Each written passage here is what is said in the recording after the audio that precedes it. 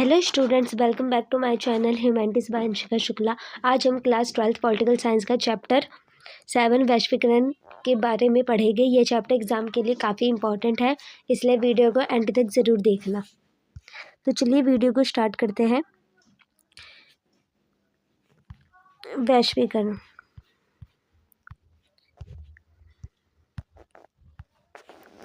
वैश्वीकरण का बुनियादी बात है प्रवाह। इसमें प्रवाह का मतलब क्या है कि कोई भी चीज़ एक जैसे अपने स्थान की जगह, अपने देश की जगह कोई भी जैसे वस्तु हो गई, कोई पैसा हो गया, वो दूसरे देशों में भेजना। प्रवाह का मतलब यही है कि आप एक चीज़ को यहाँ से वहाँ भेज रहे हैं। वैश्वीकरण की बुनियादी बात है प्रवाह। प्रवाह कई तरीकों के हो सकते हैं। वैश्वीकरण की एक हिस्से के विचारों को दूसरे हिस्सों में पहुँचाना, पूंजी का एक से ज़्यादा जगहों पे जाना। जब हम कोई भी वस्तु खरीदते हैं तो हम उसे जो पैसे देते हैं वो पैसे कहाँ जाते हैं। वस्तुओं को कई देशों में पहुंचाना, जिससे व्यापार होता है, मुक्त व्यापार वगैरह। उनका व्यापार तथा बेहतर आजीविका की तलाश में दुनिया के विभिन्न हिस्सों में लोगों की आवाजाही। हमारी चीज़ें होती है, किसी को यहाँ रहना है, किसी को कई और देशों में रहना है, तो वो आवाजाही होती है कि हम अपने देश की चीज़ें जो होती है वो दूसरे देशों में बेच के पैसे कमाते हैं, या दूसरे देश की जो चीज़ें होती है वो हमारे देशों में आके चीज़ें कमाते हैं। हिस्सों में लोगों की आवाजाही। यहाँ सबसे ज़रूरी बात यह है कि विश्वव्यापी पारस्परिक जुड़ाव, जो ऐसे प्रभावों की निरंतरता से पैदा हुआ है और कायम भी है। ऐसी प्रभावों से पैदा हुआ है और अभी तक कायम है। वैश्वीकरण एक बहुआयामी, मतलब एक आयाम नहीं है, इसके काफ़ी आयाम है। राजनीतिक पॉलिटिक्स में होता है, आर्थिक में कोई भी वस्तु हो सकती है, सांस्कृतिक आज के टाइम में देखो कि इंडियन कितने वेस्टर्न कल्चर अपनाते हैं, और जो वेस्टर्न वाले वो वृंदावन वगैरह आके या कोई भी जगह इंडिया में आके रहते, तो वो लोग हिंदू कल्चर अपना रहे, या फिर हम बहुत सारी संस्कृतियाँ अपना रहे हैं, और इनके बीच ठीक ठाक भेद किया जाना चाहिए। ये मान लेना गलत है कि वैश्वीकरण केवल आर्थिक परिघटना है। काफ़ी चीज़ें एक देश से दूसरे देशों में जाती है, संस्कृति आज के टाइम में काफ़ी जाती है। ठीक इसी तरह ये मान लेना भी भूल होगी कि वैश्वीकरण एकदम सांस्कृतिक परिघटना है। वैश्वीकरण का प्रभाव विषम रहा है। ये कुछ समाजों को बाकियों की अपेक्षा, और समाज के एक हिस्से को बाकी हिस्सों की अपेक्षा ज़्यादा प्रभावित करता है। ऐसे में ज़रूरी हो जाता है कि विशिष्ट संदर्भों पर पर्याप्त ध्यान दिए बिना हम वैश्वीकरण के प्रभावों के बारे में सर्वसामान्य निष्कर्ष निकालने पर परहेज करें। अब हम देखते हैं इसमें वैश्वीकरण के कारण क्या क्या वजह हो सकती है।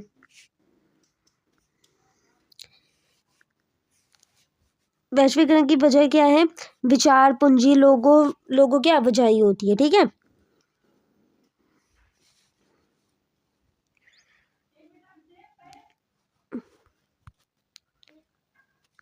देखिए इसमें कोई शक नहीं है कि टेलीग्राफ, टेलीफोन और माइक्रोचिप के नवीनतम आविष्कारों ने विश्व की विभिन्न भागों के बीच संचार की क्रांति कर दी है। टेलीफोन से हम यहाँ से वहाँ बातें कर सकते हैं, मोबाइल है, ठीक है। संचार की क्रांति कर दी है। संचार मतलब जो मोबाइल वगैरह होती है उससे ही हम बातें कर सकते हैं। शुरू में जब छपाई की तकनीक आई थी तो उसने राष्ट्रवाद की आधारशिला रखी। इसी तरह आज हम ये अपेक्षा कर सकते हैं कि प्रौद्योगिकी का प्रभाव हमारे सोचने के तरीके पर पड़ेगा। हम अपने बारे में जिस ढंग से सोचते हैं और सामूहिक जीवन के बारे में जिस तर्ज पर सोचते हैं, प्रौद्योगिकी का उस पर असर पड़ेगा। प्रौद्योगिकी मतलब इसमें क्या है? टेक्नोलॉजी, ठीक है। विचार, पूंजी और वस्तु की विश्व के विभिन्न भागों में आवाजाही की आसानी प्रौद्योगिकी में हुई तरक्की के कारण संभव हुई है। जो पूंजी जा रहे हैं, जो विचार जा रहे हैं कि हम कोई देश कुछ मानता है, कोई देश कुछ मानता है, संस्कृतियाँ जा रही है, ये किसकी वजह से हो रहा है? संचार की वजह से ही तो हो रहा है। फोन है जैसे अब आपका, आप इंडिया में बैठे बैठे कोई कोरियन ड्रामा देखता है, कोई तुर्किश ड्रामा देखता है, कोई पाकिस्तानी देखता है, पाकिस्तानी वाले हिंदुस्तान का देखते होगे, जो भी है यहाँ से वहाँ चीज़ें जाती है, ये किसके माध्यम से हो रही है? ये सब संचार के माध्यम से हो रहा है। उदाहरण के लिए विश्व के विभिन्न भागों के बीच पूंजी और वस्तुओं की गतिशीलता लोगों की आवाजाही की तुलना में ज़्यादा तेज और व्यापक होगी। लोग जितना तेज नहीं कर पाते उतना संचार कर रहे हैं, टेक्नोलॉजी कर रही है सबसे ज़्यादा। फ़ोन से ही देखो ना आप कितनी संस्कृति अपना लेते हैं। बहरहाल संचार साधनों की तरक्की और उनकी उपलब्धता मात्र से वैश्वीकरण अस्तित्व में आया है। संचार और साधनों की जो तरक्की हुई है उससे वैश्वीकरण जो है वो अस्तित्व में आया है। ऐसी बात नहीं, यहाँ ज़रूरी बात यह है कि विश्व के विभिन्न भागों के लोग अब समझ रहे हैं कि वे आपस में जुड़े हुए हैं। आज हम इस बात को लेकर सजग हैं कि विश्व के एक हिस्से में घटने वाली घटना के प्रभाव विश्व के दूसरे हिस्से में भी पड़ेगा। बर्ड फ्लू अथवा सुनामी किसी एक राष्ट्र की हदों में सिमटे नहीं रहते। देखो, किसी भी देश में कुछ होता है, न्यूज़ सब हर कोई देखता है। अगर इजराइल की कोई न्यूज़ है, पाकिस्तान की कोई न्यूज़ है, इंडिया की कोई न्यूज़ है, तो वो हर देशों में जा रही है। अब ये नहीं है कि जैसे हमारे इंडिया में कुछ हो गया तो वो बस इंडिया में ही रहेगा, ठीक है। वो पाकिस्तान वाले हैं वो तक देख सकते हैं, रशिया वाले हैं वो तक देख सकते हैं, मतलब हर देशों वाले देख सकते हैं, या और हर देश की न्यूज़ हम लोग देख सकते हैं।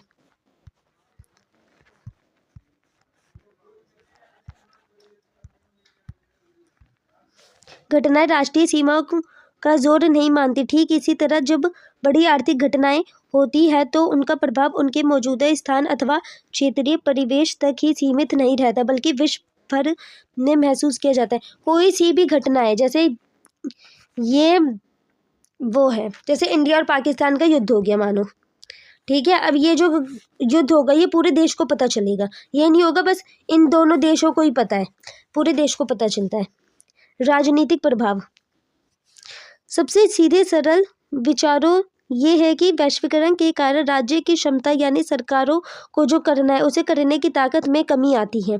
हाँ, जैसे अब इंडिया में कुछ नुकसान हो गया मानिए अब, तो इंडिया की जो सरकार होगी वो ही नहीं, पूरा जो विश्व होगा वो कहीं ना कहीं चीज़ें करेगा, क्योंकि वो भी अपनी राय देते हैं। पूरी दुनिया में कल्याणकारी राज्य की धारणा अब पुरानी पड़ गई है और इसकी जगह न्यूनतम हस्तक्षेपकारी राज्य ने ले ली है। राज्य अब कुछेक मुख्य कर्मों तक ही अपने को सीमित रखते हैं। जो राज्य होते हैं ना, जैसे कोई भी राज्य है उसमें कोई घटना हुई तो राज्य की जो सरकार वगैरह बनती है वो ही करते हैं। ये नहीं होता कि इंडिया की मतलब प्रधानमंत्री सीधा करने चली जाएगी। जैसे कानून और व्यवस्था को बनाए रखना तथा अपने नागरिकों की सुरक्षा करना, ये कौन करते हैं? राज्य वाले ही कर लेते हैं। इसी तरह के राज्य ने अपने को पहले के कई ऐसे लोक कल्याणकारी कामों में खींच लिया है जिनका लक्ष्य आर्थिक और सामाजिक कल्याण होता था। कैसे लोक कल्याणकारी होते हैं? आर्थिक और सामाजिक, कि समाज का सुधार हो, इकोनॉमिक हमारी अच्छी हो सके। लोक कल्याणकारी राज्य की जगह बाजार आर्थिक सामाजिक प्राथमिकता प्रमुख निर्धारण कारक है। आज के टाइम में कोई सुधार बढ़ता नहीं है। आज के टाइम में कोई किसी को अगर कोई चीज़ें करनी है तो वो क्या होगा, समाज को प्राथमिकता दे रहा है, आर्थिक चीज़ें ज़्यादा दे रही है। मतलब बाजार में वही चीज़ें बांटी जाती है जिससे किसी का सुधार हो या ना हो, उससे पैसे आने चाहिए। पूरे विश्व में बहुराष्ट्रीय निगम अपने पैर पसार चुके हैं और उनकी भूमिका बड़ी है। इससे सरकारों के अपने दम पर फैसला करने की क्षमता में कमी आती है, कि सरकार इतनी फैसला नहीं कर पाती। इसके साथ एक बात और भी है कि वैश्वीकरण से हमेशा राज्य की ताकत में कमी आती है। वैश्वीकरण से राज्य की ताकत में कमी आती है क्योंकि पूरा विश्व चीज़ें कर रहा है ना। अब मानिए, एक मिनट, किसी देश में कुछ भी हो रहा है तो पूरा देश तो मतलब सभी विश्व के लेवल पे चीज़ें देखेगी, उस युद्ध की घटना या कोई भी नुकसान हुआ है, कुछ भी हुआ तो जो हर देश जो है वो अपना वो देगी विचार, तो उसके विचारों पर भी तो चीज़ें होगी। तो एक देश कैसे कर पाएगा? जैसे इंडिया में कुछ हो गया मानिए, है ना, तो रशिया भी बोलेगा, कनाडा भी बोलेगा और भी देश बोलेंगे। मानिए बहुत देशों ने बोला तो इंडिया की जो सरकार है वो किन किन का सुने, है ना। तो इनमें राज्य की कमी आती है, वो बताया गया।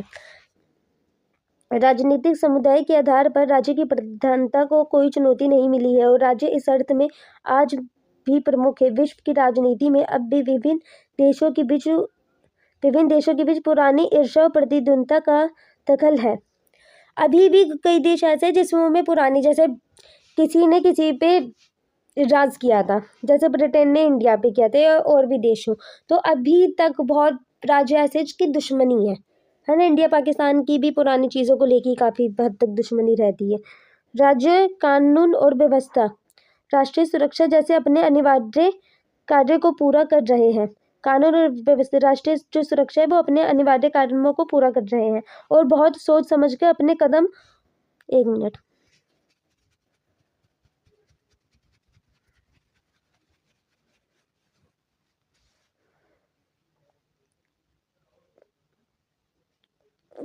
खींच रहे, और जहां उनकी मर्जी हो, राज्य अभी भी महत्वपूर्ण बने हैं। राज्य का अभी भी काफी इम्पोर्टेंट है।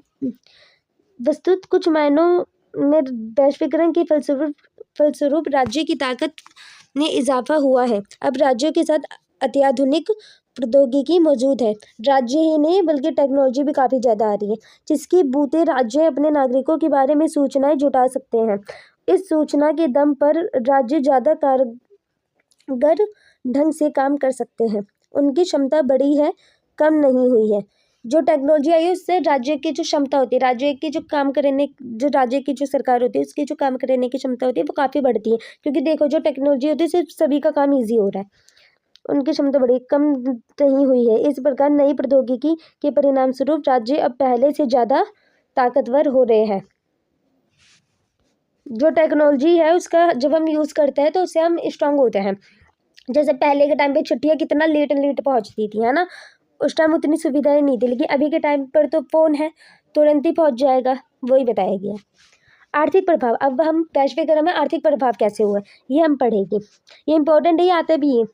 वैश्वीकरण के आर्थिक पहलू के बारे में सब कुछ भले ही नहीं जाना जा सके, लेकिन ये कहा जा सकता है कि वैश्वीकरण को लेकर जारी बहस जो होती है उसका बड़ा हिस्सा और इस बहस की दिशा पहलू से संबंधित है। इस समस्या का एक पक्ष तो यही है कि आर्थिक वैश्वीकरण को कैसे परिभाषित किया जाए। जैसे ही आर्थिक वैश्वीकरण का उल्लेख होता है, हमारा ध्यान अंतर्राष्ट्रीय मुद्रा कोष और विश्व व्यापार संगठन पे, जैसे अंतर्राष्ट्रीय संस्थाओं और विश्व भर में जो आर्थिक जो नीतियाँ चलती है उन पर निभाई गई भूमिका पर जाते हैं। किन पर जाता है? आर्थिक नीतियाँ जो चलती है विश्व व्यापार संगठन और अंतर्राष्ट्रीय मुद्रा कोष पे चला जाता है। वैश्वीकरण को इतने संकीर्ण नजरिए से नहीं देखा जाना चाहिए। आर्थिक वैश्वीकरण में इन अंतर्राष्ट्रीय संस्थाओं के अलावा भी कई खिलाड़ी शामिल है।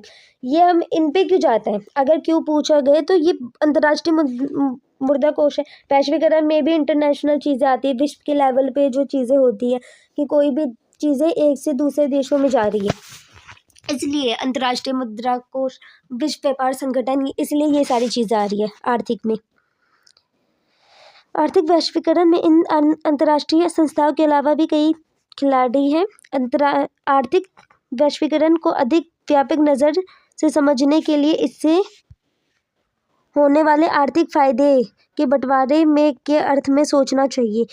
इसके लिए हमें आर्थिक जो हमें फ़ायदा मिल रहा है, विश्व व्यापार संगठन से जो फ़ायदा मिल रहा है, अंतर्राष्ट्रीय मुद्रा कोष से जो हमें फ़ायदा मिला है, हमें ये सारी चीज़ें सोचना चाहिए इन संदर्भ में कि किसे वैश्वीकरण में सबसे ज़्यादा फ़ायदा हुआ है या फिर किसे नहीं। ये हमें सबसे कम सोचना चाहिए, क्योंकि फ़ायदा तो देखो सबों को मिल रहा है। बहुत लोग ये सोचते हैं कि जो अल्पसंख्यक लोग हैं उनको ज़्यादा फ़ायदा मिल रहा है, या जो ऐसे लोग हैं उनको ज़्यादा फ़ायदा मिल रहा है, लेकिन ऐसा नहीं है, फ़ायदा तो मिल ही रहा है ना सबों को। वो देखिए, अमूमन जिस प्रक्रिया को आर्थिक वैश्वीकरण कहा जाता है उसमें दुनिया के विभिन्न देशों के बीच आर्थिक प्रवाह तेज हो जाता है। जो आर्थिक वैश्वीकरण कहा जाता है उसमें कुछ आर्थिक प्रवाह स्वेच्छा से होते हैं, जबकि कुछ अंतर्राष्ट्रीय संस्थाओं और ताकतवर देश द्वारा जीवन लादे जाते हैं। कुछ तो अपनी इच्छा के अनुसार एक देश से दूसरे देश में कर सकते हैं, कोई देश रोकता है। जैसे एक बहुत डेवलप है, और कोई इतना नहीं है वो कर। अब ये तो यहाँ पे जबरन भी आकर कर सकता है, और इसकी जो वस्तुएं होगी वो इतनी बिकेगी ही नहीं, तो ये जो विकासशील जो देश है वो और ठप पड़ जाएगा, और ये अमीर हो ही जाएगा, ये पैसे पहले से ही पैसे वाला है, मानिए। तो ये बताइए कि बहुत लोग जबरन करते हैं, बहुत लोग कर ही नहीं पाते। जैसे ये प्रभाव कैसे कैसे हो सकते हैं, जैसे वस्तु हो गई, पूंजी हो गई, जनता हो गई, विचारों का प्रभाव हो गया, विचार भी अब काफ़ी चीज़ें फ़ोन से हो जाती है, मैसेजेस से हो जाती है। वैश्वीकरण के चलते पूरी दुनिया में वस्तुओं के व्यापार में इजाफा हुआ, सबसे ज़्यादा वस्तुएं या इस देश के उस देश में जाती है।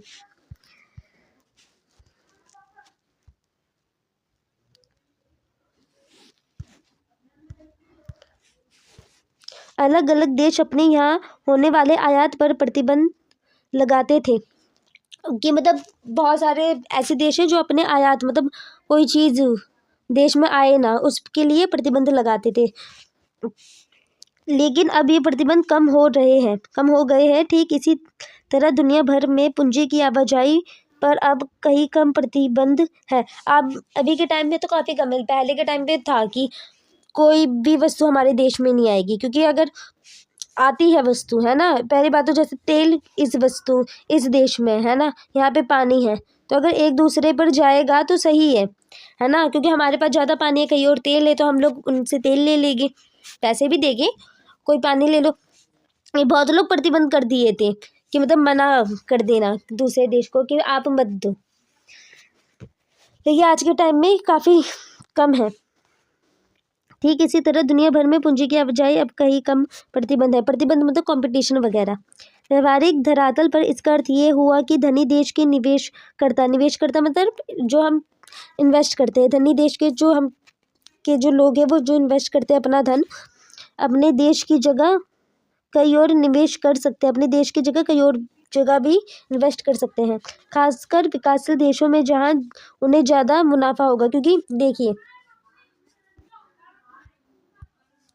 ये विकसित देश है, ये विकासशील देश है ना, कोई अगर इन्वेस्टमेंट इसमें होगी, इस पे चीज़ें आएगी, तो यहाँ की जो जनता होगी वो ज़्यादा खरीदेगी ही, क्योंकि इस देश में खुद ही कम है, और ये ठप पड़ता चला जाएगा।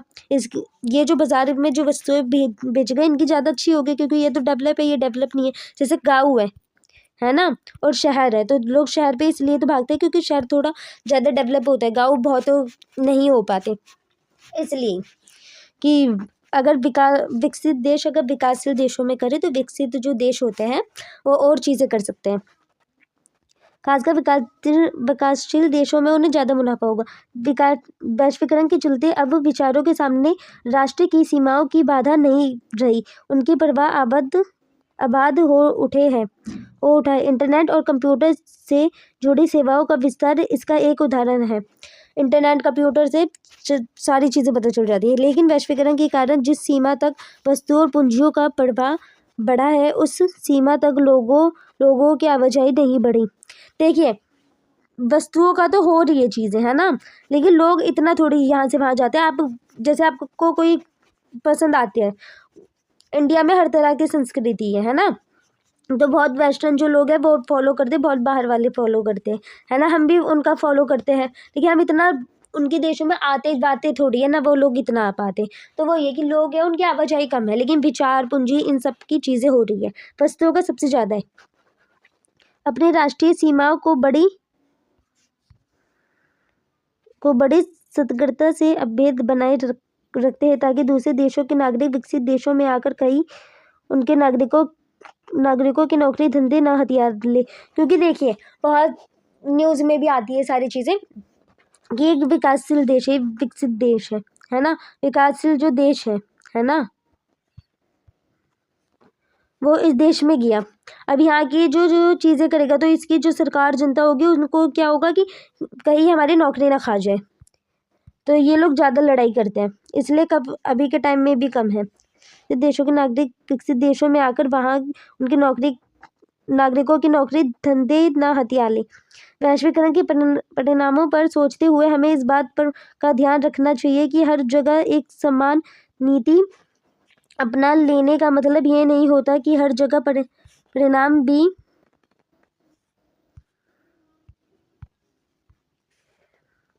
भी समान होगी कि आपने नीति अपना ली, आपने मुक्त व्यापार नीति अपना रखी है ना, कि हमारे देश में भी कोई आ सकता है, लेकिन जनता सरकार ये खुद ही नहीं चाह रही कि कोई आके नौकरी वगैरह करे या कोई हमारे जैसा बने।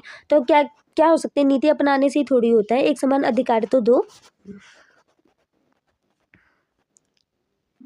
वैश्वीकरण के कारण दुनिया के अलग अलग हिस्सों में सरकारों को एक साथ आर्थिक नीतियों को अपनाया है, लेकिन विश्व के विभिन्न भागों में इसके बहुत अलग हुए हैं। यहाँ भी हमें सर्वसामान्य निष्कर्ष निकालने की बजाय विषय संदर्भ पर ध्यान देना होगा कि उधर नीतियां तो अपनाई है लेकिन लागू इतनी नहीं है। आर्थिक वैश्वीकरण के कारण पूरे विश्व में जनमत बड़ी गहराई से बट गए हैं। जनमत लोग वगैरह, जो जन का जो मत होता है, वोट वगैरह, वो काफी गहराई से बट गए। आर्थिक वैश्वीकरण के कारण सरकार कुछ जिम्मेदारियों से अपने हाथ खींच रही है। सरकार भी कहीं ना कहीं हाथ खींच रही है और इससे सामाजिक न्याय से सरोकार रखने वाले जो लोग हैं वो कहीं ना कहीं चिंतित हैं। ऐसे लोग, क्योंकि अगर सरकारी हाथ खींचेगी तो जनता तो चिंतित होगी। इनका कहना है कि आर्थिक वैश्वीकरण से आबादी की एक बड़े छोटे तबके का फायदा होगा। वैश्वीकरण की जो आबादी है उसके एक छोटे तबके का ही फायदा होगा, जबकि नौकरी और जन कल्याण, शिक्षा, स्वास्थ्य, साफ सफाई की सुविधा के लिए सरकार पर आश्रित रहने वाले लोग बदहाल हो जाएंगे।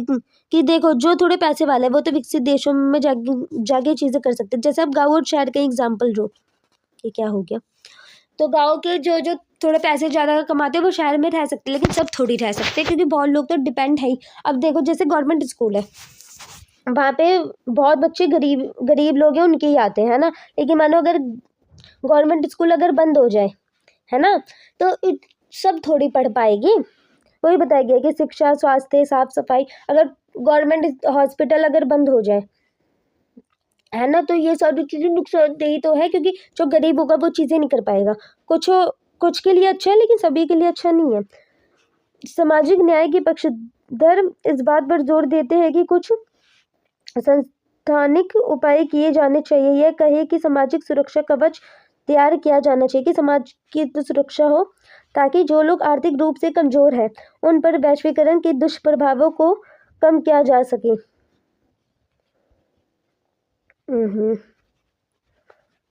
कम किया जा सके। दुनिया के अनेक आंदोलनों की मान्यता है कि सामाजिक सुरक्षा कवच की बात अव्यवहारिक है, ये व्यवहारिक नहीं है और इतना भर उपाय पर्याप्त नहीं होगा। ऐसे आंदोलनों ने बलपूर्वक किए जा रहे हैं, कि बलपूर्वक किए जा रहे हैं मतलब हिंसा वगैरह, वैश्वीकरण को रोकने की आवाज लगाई है कि वैश्वीकरण रुक जाए, क्योंकि जो विकासशील जो देश है वो और गरीब हो रहे हैं, विकसित को ज्यादा फायदा है इन सारी चीजों से, क्योंकि इससे गरीब देश आर्थिक रूप से बर्बादी की कगार पर पहुंच जाएंगे। खासकर इन देशों के गरीब लोग एकदम बदहाल हो जाएगी। जो गरीब है वो एकदम गरीब हो जाएगी। मैंने अभी वो वाला एग्जांपल दिया ना कि गवर्नमेंट वगैरह ही अगर बंद हो जाए तो क्या फायदा, क्योंकि इससे जो गरीब होगा वो इलाज ही नहीं करवा पाएगी, वो पढ़ ही नहीं पाएगी बेचारे। इन देशों के गरीब एकदम बदहाल हो जाएंगे। कुछ अर्थशास्त्रियों ने आर्थिक वैश्वीकरण को विश्व को पुनः उपनिवेशीकरण भी कहा है।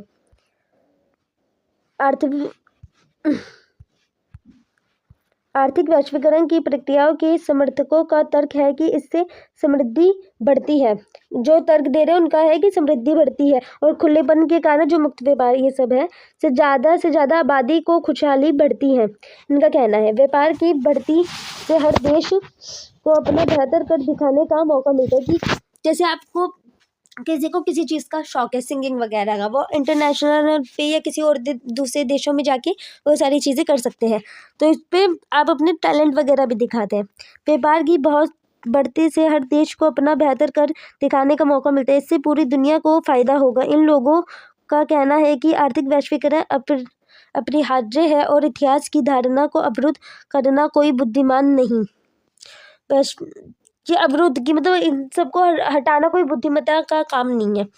इससे जो आप इंटरनेशनल पर भी चीज़ें करते हैं, कितने सारी चीज़ें होती है, जैसे वो क्या बोलते हैं, क्रिकेट वगैरह का हो गया, बैडमिंटन हो गया, कितने अवार्ड होते हैं। सिंगिंग वगैरह वो किसी दूसरे देशों में भी जाकर करते हैं, बहुत बच्चे डांसिंग वगैरह भी करते हैं, वही बताया गया है। वैश्वीकरण की मध्यमार्गी समर्थकों का कहना है कि वैश्वीकरण ने चुनौतियाँ पेश की हैं और सजग सचेत होकर पूरी बुद्धिमत्ता से इसका सामना किया जाना चाहिए कि जो चुनौती है उसे सब लोग फेस करें। इस बात से इनकार नहीं किया जा सकता कि पारस्परिक निर्भरता को रफ्तार अब तेज हो चली है। वैश्वीकरण के फलस्वरूप विश्व के विभिन्न भागों में जो सरकार, व्यवसाय तथा लोगों के बीच जुड़ाव बढ़ रहा है कि इंटरनेट से बहुत इंडिया वालों को तुर्की ड्रामा पसंद आ रहे हैं, कोरियन ड्रामा पसंद आ रहे हैं, उनको हमारी चीज़ें पसंद आ रही है, तो इससे हमारा जुड़ाव हो रहा है उन लोगों से और उनका हमारे पर हमसे। सांस्कृतिक प्रभाव, अब हम देखेंगे संस्कृति कौन कौन से प्रभाव पड़ रहे हैं वैश्वीकरण से। वैश्वीकरण के परिणाम सिर्फ आर्थिक और राजनीतिक दायरों में ही नहीं नजर आते। हम घर में बैठे हो तब भी इसकी चपेट में होते हैं। हम जो कुछ खाते पीते पहनते अथवा सोचते हैं सब पर इसका असर नज़र आता है। बहुतों को वेस्टर्न क्लोथ्स पसंद होते हैं, किसी को सूट डालना पसंद होता है ना, ये सब भी उससे आता है। बर्गर वगैरह भी वेस्टर्न का है, वो भी सब खाते हैं। हम जिन बातों को पसंद करते हैं वह बातें भी वैश्वीकरण के असर में तय होती है। क्योंकि बहुतों को कोरिया की चीज़ें, क्योंकि देखो इंडिया में हर चीज़ है वो तो बनती है नहीं, चाउमीन मोमोज ये सारी चीज़ें, ये आया कहाँ से है, बाहर के देश है उनसे ही तो आया। क्योंकि हम लोग तो काफ़ी उस टाइप के थे ना, प्राइमरी सेक्टर वाले, कि वो रोटी वगैरह इन सारी चीज़ों में ज़्यादा करने वाले जी। ये जो जंक फूड है हमारे, ये कहाँ से आए हैं, ये लोग बाहर से ही तो है ही सारे, वही है।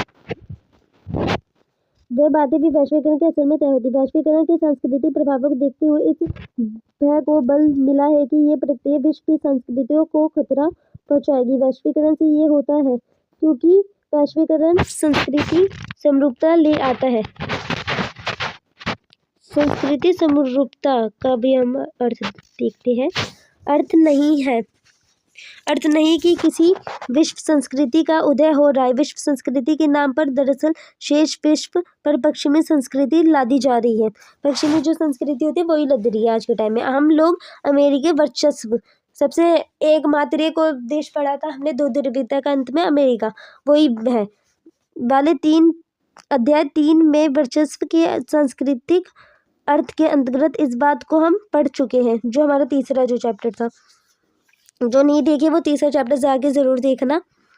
कुछ लोगों का तर्क है कि बर्गर और जो नीली जींस की जो लोकप्रियता है उसका नज़दीकी रिश्ता अमेरिकी जीवन शैली के गहरे प्रभावों से है, क्योंकि राजनीतिक और आर्थिक रूप से प्रभुत्वशाली संस्कृति कम ताकतवर समाजों पर अपनी छाप छोड़ती है। जो एक मैंने बताया ना कि जो शहर के जो लोग होते हैं वो ज़्यादा गाँव पर छाप छोड़ देते हैं। इसी तरीके से जो डेवलप, जो एकदम विकसित जो देश होता है वो विकासशील देशों पे अपनी छाप छोड़ देते हैं कि अच्छा वो लोग हमसे ज़्यादा अमीर है तो हमें उन्हें कॉपी करना चाहिए। ऐसे आते हैं ना पड़ोसियों में भी कि ये हमसे ज़्यादा अमीर है तो ऐसे कपड़े पहनो, ऐसी चीज़ें खाओ, ये सब वैसे ही है। जो विकसित देश होता है हम लोग ज़्यादातर उनकी कॉपी करते हैं। इसलिए जो नीली जींस है, जो बर्गर है वो उधर का है, लेकिन तब भी इंडिया में कितना पहनते हैं। छुट्टी और संसार वैसा ही दिखता है जैसे ताकतवर संस्कृति इसे बनाना चाहती है। जो ताकतवर होता है हम कहीं ना कहीं वैसे दिखना पसंद करते हैं जिससे हम भी ताकतवर लगे, इसलिए हम लोग ज़्यादातर उन सबको कॉपी कर लेते हैं।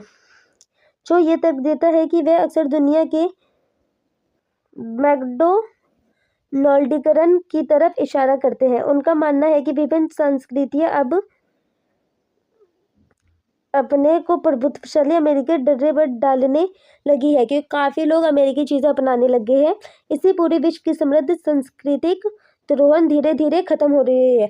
हाँ, जैसे देखिए इंडिया में इतने सारे कल्चर है, राजस्थानी है, गुजराती है, पंजाबी है, इतने सारे हैं, है ना, लेकिन वो लोग अपना कल्चर भूल के दूसरे जो विकसित जो देश है उनके कल्चर को अपना रहे हैं। जैसे शहर की जो चीज़ें हैं वो गाँव वाले अब ज़्यादा अपना रहे हैं, है ना, तो अपनी संस्कृति छोड़ रहे हैं।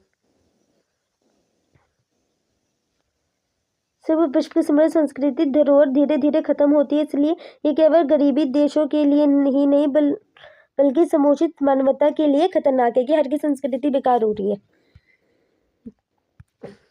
इसके साथ साथ ये मान लेना एक भूल है कि वैश्वीकरण के सांस्कृतिक प्रभाव सिर्फ नकारात्मक कि नेगेटिव भी हो गए, अच्छे भी है।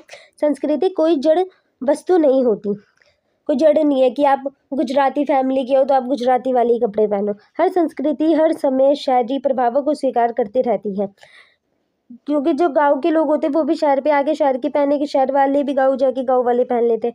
कुछ बाहरी प्रभाव नकारात्मक होते हैं क्योंकि इससे हमारी पसंदों में कमी आती है। अब आप एक ही चीज़ देखो अपने आसपास तो आपको यही चीज़ें पसंद आएगी, लेकिन आप फ़ोन वगैरह देखो तो आपको और भी चीज़ें पसंद आएगी, क्योंकि आपको ऑप्शन दिख रहा है। क्योंकि इससे हमारी पसंदों में कमी आती है। कभी कभी बाहरी प्रभावों से हमारी पसंद नापसंद का दायरा बढ़ जाता है। ऑप्शन ज़्यादा है ना, तो ऑप्शन ज़्यादा है तो हम ज़्यादा चीज़ें देखते हैं, एक दो चीज़ें पसंद करेंगे। तो कभी इनमें परंपरागत सांस्कृतिक मूल्य को छोड़े बिना संस्कृति का परिष्कार होता है। एक मिनट, ये सब ये एग्जाम्पल है, बर्गर, जीन्स, ये सारी चीज़ें आप एग्जाम्पल में डालना, उदाहरण में, ठीक है। बर्गर मसाला डोसा का विकल्प नहीं है, इसलिए बर्गर में वस्तुत कोई खतरा नहीं है। इससे हुआ मात्र इतना है कि हमारे भोजन की पसंद में एक चीज़ और शामिल हो गई कि जैसे इंडिया वाले पहले दाल रोटी सब्जी ये सब खाते थे, अब बर्गर देख देख के वो खाने लग गए हैं, चाउमीन खाने लग गए। तो इसमें ये नहीं है कि कोई चीज़ें पसंद है नापसंद है, आपका क्या है, आपकी जो भोजन है, आपकी जो चीज़ें उसमें और चीज़ें शामिल होती जा रही है और ऑप्शंस आते जा रहे हैं। दूसरी तरफ नीली जींस भी हथकरघा पर बुने खादी की कुर्ते के साथ खूब चलती है। अब देखना, वाइट कुर्ती चल रही है, ब्लू जींस चल रही है ना। हथकरघा मतलब जो हाथ से चीज़ें बनती है, हाथ से कपड़े नहीं बनते, वही है। यहाँ हम बाहरी प्रभावों से एक अनूठी बात देखते हैं कि नीली जींस के ऊपर खादी का कुर्ता पहना जा सकता है, कि नीली जो जींस होती है उस पर हम खादी का कुर्ता पहन सकते हैं। मज़ेदार बात तो ये है कि इस अनूठे पहरावे, इसे आप इस उदाहरण में ज़रूर रखिएगा, मैंने भी लिखा था। अब उसी देशों को निर्यात मतलब भेजना किया जा रहा है जिसे हम नीली जींस दी है। जींस के ऊपर कुर्ता पहनना अमेरिकियों को देखना अब संभव है। सांस्कृतिक समरूपता मतलब सम्मान वैश्वीकरण का एक पहलू है, तो वैश्वीकरण से इसके उल्टा प्रभाव भी पैदा हुए हैं। वैश्वीकरण से हर संस्कृति कहीं ज़्यादा अलग और विशिष्ट होती जा रही है। हाँ, जैसे कोई इंडियन है तो वो हर तरह के कपड़े पहन रहा है ना, गुजराती हर तरह के पहनेगी, पंजाबी हर तरह के पहनेगी। तो ये मतलब कोई देखकर ये नहीं कह सकता कि ये पंजाबी होगा इसलिए इसने सूट सलवार पहना, हर कोई पहनता है, ठीक है। वैश्वीकरण से हर संस्कृति कई ज़्यादा अलग और विशिष्ट होती जा रही है। इस प्रक्रिया को संस्कृति विभिन्नीकरण कहते हैं। क्या कहते हैं? संस्कृति विभिन्नीकरण। एमसीक्यू में आए तो इस पर टिक मार देना, ये लिख के आना। मतलब इसका मतलब ये नहीं कि संस्कृतियों के मेलजोल में उनकी ताकत का सवाल गौण है, परंतु इस बात पर भी ध्यान देना चाहिए कि संस्कृति प्रभाव एक तरफा नहीं होता, दोनों तरफा होता है। अब भारत का, अब हम वैश्वीकरण देखेंगे। ये क्वेश्चन आता है 6 नंबर में। हमने पहले इशारा किया था कि दुनिया के विभिन्न भागों में वैश्वीकरण इतिहास की विभिन्न कालाविधियों में पहले भी हो। पूंजी, वस्तु, विचार, लोगों की आवाजाही। भारतीय इतिहास कई सदियों का है। जैसे हमें पता है कि भारतीय जो है इतिहास है कई है, पहले प्राथमिक क्रिया, ये सारी चीज़ें, उसके बाद जैसे लोग हुए। अब हम देखते हैं औपनिवेशिक दौर में ब्रिटेन में साम्राज्यवादी मंसूबों के परिणामस्वरूप भारत आधारभूत मतलब बेसिक नीड्स जो होती है ना, बहुत शिक्षा, स्वास्थ्य, ये सारी चीज़ें, रोटी कपड़ा मकान टाइप का, और कच्चे माल का निर्यात मतलब भेजना, तथा बने बनाए सामानों का आयात। बने बनाए जो सामान होते हैं उसे भारत अपने देश में लेता है। आज़ादी हासिल करने के बाद ब्रिटेन के साथ अपने इन अनुभवों से सबक लेते हुए हमने फैसला किया कि दूसरे पर निर्भर रहने के बजाय खुद सामान बनाया जाए। जैसे हम समझाते भी कि जैसे सब समझाते हैं कि दूसरों पे डिपेंड मत हो, क्योंकि कोई देश है आपको चीज़ें दे रहा है, मानो, है ना, मानो बंद कर दिया तो आप क्या करोगे? इसलिए खुद पे डिपेंड होना बहुत ज़्यादा इम्पोर्टेंट है। मैं समाज बनाया जाए। हमने यहाँ भी फैसला किया कि दूसरे देशों को निर्यात की अनुमति नहीं होगी, ताकि हमारे अपने उत्पादक चीज़ों को बनाना सीख सके। और संरक्षणवाद से कुछ नई दिक्कतें पैदा हुई हैं। संरक्षण जो हम करते हैं, कुछ क्षेत्रों में तरक्की हुई तो कुछ क्षेत्रों में जैसे स्वास्थ्य, आवास, प्राथमिक शिक्षा पर उतना ध्यान नहीं दिया गया जितने कि वे हकदार थे। प्राथमिक जो शिक्षा नहीं होती, जो फ्री की शिक्षा होती है गवर्नमेंट में, उस पे ध्यान नहीं दिया जा रहा है, स्वास्थ्य पे ध्यान नहीं दिया जा रहा है, रहना बहना पे ध्यान नहीं दिया जा रहा है। कोई है जो बना लेते, कोई है जो नहीं बना पाते। भारत में आर्थिक वृद्धि की दर धीमी रही है कि हम सब कुछ अपने आप से ही कर लेंगे, क्योंकि हर कोई तो नहीं कर सकता, हर कोई हर काम में परफेक्ट नहीं है, सब इनपरफेक्ट होते हैं किसी ना किसी काम में। वही है 1991 में वित्तीय संकट मतलब पैसों का संकट से उभरने और आर्थिक वृद्धि की ऊंची दर हासिल करने की इच्छा से भारत में आर्थिक सुधारों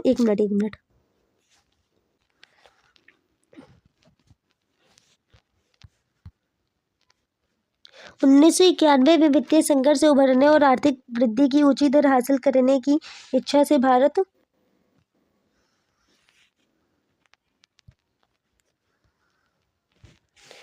में आर्थिक सुधारों की योजना स्टार्टिंग हुई, जो आर्थिक से उभरने के लिए 91 की बात। इसके अंतर्गत विभिन्न क्षेत्रों में आयात बाधाएं हटाई गई। इन क्षेत्रों में व्यापार और विदेशी निवेश भी शामिल थे, जो विदेशी जो भारत में आगे इन्वेस्ट करते थे। इन क्षेत्रों में व्यापार और ये कहना जल्दबाजी होगा कि भारत के लिए ये सब कितना अच्छा साबित हुआ, क्योंकि अंतिम कसौटी उच्च वृद्धि दर नहीं बल्कि इस बात को सुनिश्चित करना है कि आर्थिक बढ़वार के फायदों में सबको साझा हो, ताकि हर कोई खुशहाल बने। कि आपने कोई भी चीज़ कर रहा है, जैसे मम्मी खाना लेके आई है ना, अब वो हर बच्चे को मिले, ठीक है, तो ही सब कोई खुश हो सकते हैं। मानो एक को दे दिया, दो को दे दिया, कोई भूखा रह गया, तो हर कोई खुश थोड़ी हो पाएगा। वैश्वीकरण का प्रतिरोध मतलब रोकना टोकना कौन करता है?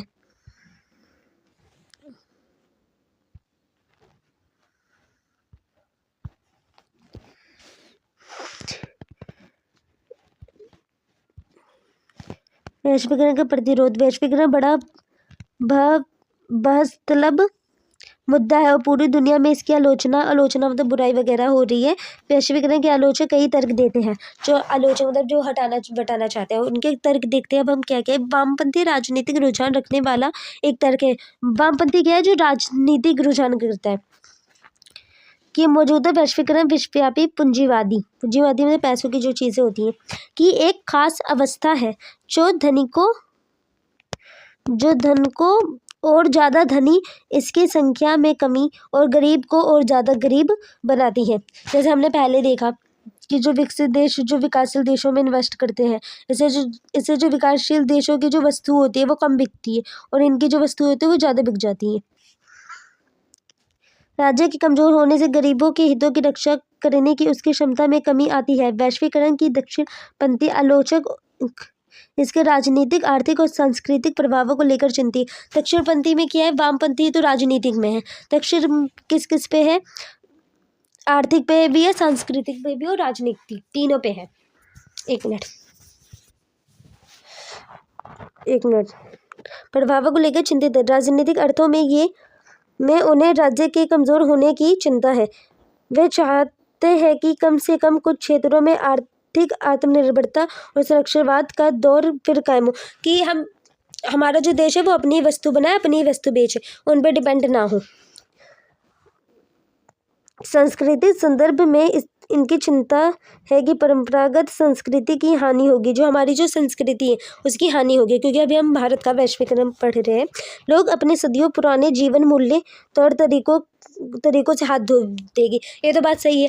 अब जितने हमारे भोजन है, हम उसके बाहर का भी भोजन खा रहे, बर्गर वगैरह, जो हमारी जो संस्कृति है उसको भूल के हम वेस्टर्न चीज़ें ज़्यादा अपना रहे हैं।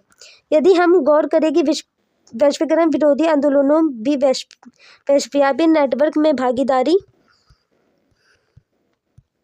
भागीदारी करते हैं और अपने से मिलती जुलती सोच रखने वाले दूसरे देशों के लोगों से गठजोड़ करते हैं।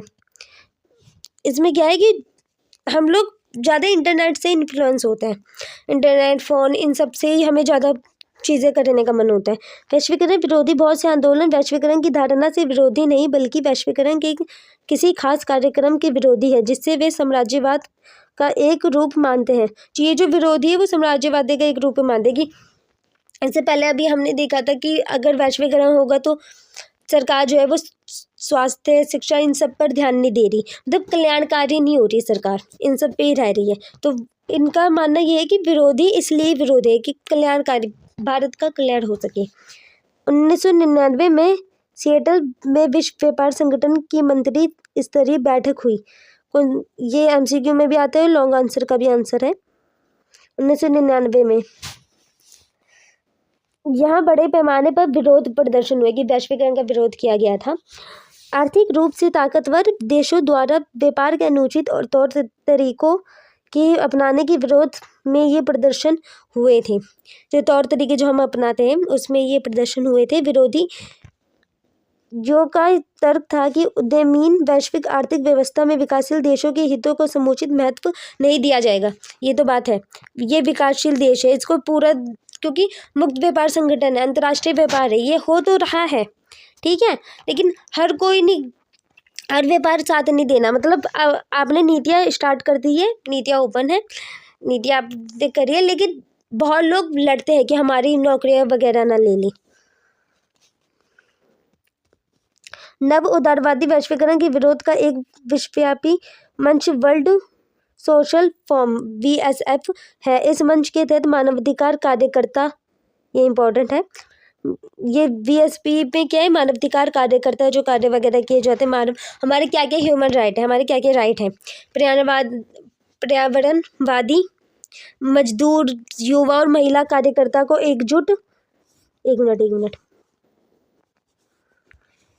एकजुट होकर नव उदारवादी वैश्वीकरण का विरोध करते हैं। इसमें काफ़ी जो लोग हैं वो विरोध करते हैं। वर्ल्ड सोशल फोरम की पहली बैठक 2001 में ब्राज़ील के पोर्टो अलेग्रे में हुई थी। इसके विरोध में कहाँ पे हुई थी? वो क्या बोलते हैं, पहली बैठक ब्राज़ील के पोर्टो अलेग्रे में हुई। 2004 में इसकी चौथी बैठक मुंबई में हुई थी। इसकी बैठक नेपाल में फरवरी 2024 में भी हुई है कि वैश्वीकरण नहीं होना चाहिए। भारत और वैश्वीकरण का प्रतिरोध हम देखते हैं। प्रतिरोध को लेकर भारत के अनुभव क्या है? सामाजिक आंदोलनों से लोगों को अपने आसपास पड़ोस की दुनिया को समझने में मदद मिलती है कि इंटरनेट वगैरह वैश्वीकरण से हम आस पड़ोस की जो दुनिया उसको समझते हैं। लोगों को अपनी समस्या को हल तलाशने में भी सामाजिक आंदोलनों से मदद मिल जाती है। भारत में वैश्वीकरण का विरोध कई हलकों से हो रहा है, कई टाइम से हो रहा है। एक मिनट। आर्थिक वैश्वीकरण के खिलाफ वामपंथी जो है, जो राजनीति वाले ही है, वामपंथी तेवर की आवाज़ें राजनीतिक दलों की तरफ से उठी है, जो इंडियन सोशल फोरम जैसे मंचों से भी है, इतने बड़े बड़े मंचों से भी है। औद्योगिक जो श्रमिक मजदूर वगैरह होते हैं, किसान होते हैं, उनके जो संगठन है वो राष्ट्रीय निगमों के प्रवेश का विरोध किया है। कुछ वनस्पतीय मसलन नीम को अमेरिकी और यूरोपीय फर्मों ने पेटेंट कराने का प्रयास किया है। नीम को इसका भी कड़ा विरोध हुआ है कि वो लोग क्यों करवा रहे हैं इस टाइप में। वैश्वीकरण का विरोध राजनीति की दक्षिणपंथी में कौन कौन है? राजनीतिक, आर्थिक और सांस्कृतिक तीनों है कि इसमें भी नहीं होना चाहिए। ये खेमा विभिन्न सांस्कृतिक प्रभावों का विरोध कर रहा है। जो संस्कृति है कि इंडिया वाले पहने, अंग्रेज लोग अपने कपड़े पहने, इस टाइप की जो संस्कृति नहीं होती वो करें। क्योंकि अगर देखिए, अगर वेस्टर्न कपड़े हमारे भारत में ही नहीं आएगी तो हमारे जो इंडिया से वो इंडियन सी कपड़े पहनेगी तो हमारी चीज़ें ज़्यादा होगी, मतलब ज़्यादा हम लोग पैसे कमा पाएंगे। लेकिन हम लोग आने दे रहे हैं तो हमारे इंडियंस वहीं कहीं पहन रहे हैं और वहाँ पे बहुत लोग नहीं पहनते। ये तो बात सच है कि अगर कोई अंग्रेज भारत आया है तब वो कपड़ा लेकर गया, तब तो वो वहाँ पे पहनेगा, है ना, कोई चीज़ें पहनेगा। लेकिन जब वो अगर यहाँ पे आया है ही नहीं तो उसके पास उतने कपड़े नहीं हैं कि वो इंडिया के पहने। लेकिन इंडिया वाले जो हम लोग हैं वो लोग पहनते हैं क्योंकि हमारे पास उनके कपड़े वगैरह चीज़ें आती हैं। वो ये वैश्वीकरण का बताया है कि इससे नुकसान है, हम अपनी संस्कृति कहीं ना कहीं खोते जाते हैं। ये खेमा विभिन्न सांस्कृतिक प्रभावों का विरोध कर रहा है जिससे केवल नेटवर्क के जरिए उपलब्ध कराए जा रहे हैं। ये विदेशी टीवी चैनलों से लेकर वैलेंटाइन डे जो वैलेंटाइन जो मना दे ये भी उनका ही है। संस्कृत स्कूल कॉलेज के छात्र छात्राओं के बीच की पश्चिम पोशाकों के लिए बढ़ती अभिरुचि तक का विरोध है। जो इनकी जो रुचि बढ़ रही है वेस्टर्न कल्चर को लेके, उस तक का विरोध है।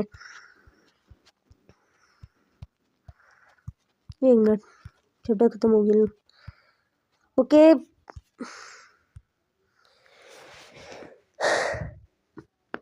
तो स्टूडेंट्स, आज की इस वीडियो में हमने वैश्वीकरण को विस्तार से समझा है, इसका अर्थ भी देखा है, कारण भी देखा, भारत पर इसके जो प्रभाव है सकारात्मक भी देख लिए कि इससे फ़ायदा हो रहा है, संचार जा रहा है, नकारात्मक में देख रहे हैं संस्कृति को लेके इतना बड़ा मुद्दा है। अगर आपको ये वीडियो समझ में आई हो तो वीडियो को लाइक ज़रूर करें। ऐसे ही ह्यूमैनिटीज़ वीडियो के लिए चैनल को सब्सक्राइब ज़रूर करें। नेक्स्ट वीडियो में हम मिलेंगे नेक्स्ट चैप्टर के साथ।